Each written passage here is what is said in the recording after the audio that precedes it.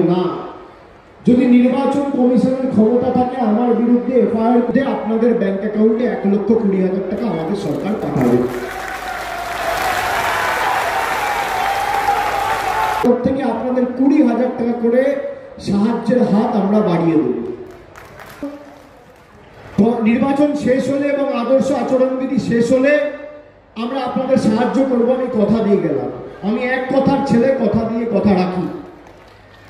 আপনারা আমাকে চেনেন, আমি হাওয়ায় কথা বলি না। আপনি আসামে বিহু কমিটিদের টাকা দিয়েছেন, আমাদের আপত্তি নেই, টাকা দেওয়া উচিত, কিন্তু আসামে বিজেপি রয়েছে তাই টাকা দেবো বা অনুমতি দেবো, আর বাংলায় তৃণমূল রয়েছে তাই দেবো না। এর বিরুদ্ধে আপনাদের আগামী দিন ভোটাধিকার প্রয়োগ করতে হবে। আপনারা দেখুন, যখন ঝড় হলো রাত্রির 12টার সময়